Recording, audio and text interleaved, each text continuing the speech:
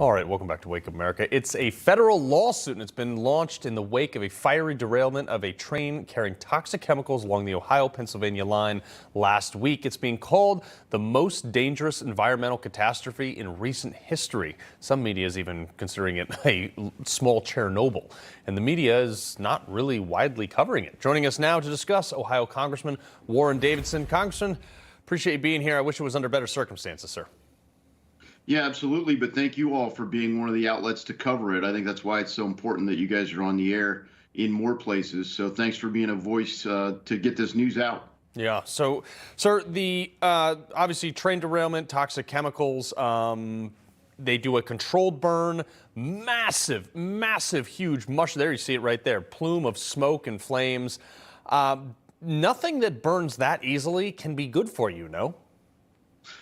No, I mean, it's put to use in good ways, but it's got to be kept safe in the meantime. And when you have a train derailment like this, they're confronted with a big challenge. What happens if this explodes in an uncontrolled way? It's a much bigger disaster. And what happens if it leaks out and gets contaminated in the groundwater? I think they looked at the, there's a whole procedure for chemical engineers to go through. My understanding is that they followed those protocols, and they said, the least bad option, and they're all bad, is to have a controlled burn. Yeah. The real question is, did they evacuate enough people? Did they give people enough time to get out? But obviously, this wasn't a planned event. It was a planned burn, but they were up against the clock in terms of a risk assessment to say what happens if this reaches a temperature where you have a massive explosion. Well, but the bigger problem too is that you now have livestock dying in the area. You have like rivers completely polluted.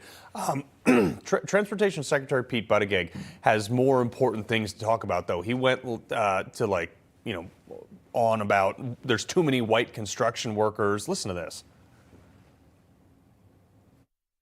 We have heard way too many stories from generations past of infrastructure where you got a neighborhood, often a neighborhood of color, that finally sees the project come to them, but everyone in the hard hats on that project looking like, doing the good paying jobs, don't look like they came from anywhere near the neighborhood. Right.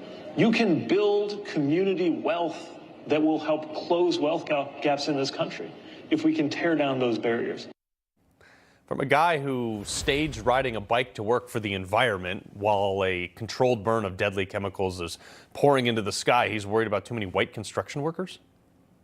Yeah, I mean, he's worried about all the wrong things, and frankly, he was hired for all the wrong reasons, and that's where we need real pros to run these lanes, people that actually know the business, and Mayor Pete is not the guy that knows transportation. If there was any question about that, I think the 2-year performance record should speak for itself. This guy's got to go. And it took 10 days. When he posted his first comment, public comment about this, during the Tucker Carlson show last night, when Tucker Carlson and our newly elected U.S. Senator J.D. Vance were talking about this incident. So finally, he decides, I should tweet about this. Yeah, being able to not fill potholes in his hometown when he was mayor, to getting the job because he likes choo-choo trains. He's certainly done a fairly bad job in that whole thing. Lastly, a member of the House Financial Services Committee, probably didn't surprise you that AT&T lost $10 billion with a B dollars since they decided to drop Newsmax. Your thoughts? Look, go woke, go broke. Companies keep seeing that message, and the regular voters are not rewarding that behavior, nor should they. And we get calls into our office all the time about these issues, and I think it's great that Newsmax is doing everything they can to get out there. Another network, OAN, a rival, covering same kind of conservative voices. They're the ones being canceled. There's no far left voices being canceled.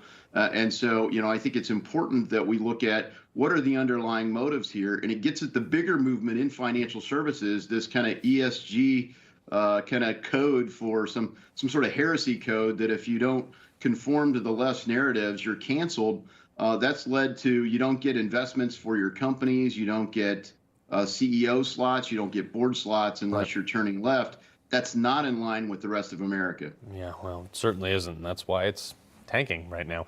Representative Warren Davidson, God be willing with you or your constituents with this train crash. Yeah, and to be clear, this is like 4.5 hours away from my district. I mean, the Ohio River does come along the southern edge from the west side of Cincinnati to the Indiana border, but that water is flowing right past our district. It's 4.5 hours away, still in Ohio, but the whole other side of the state. But that's the scope of this catastrophe. Yeah, well, our hearts and prayers are with you guys, so stay safe out there. Thank you.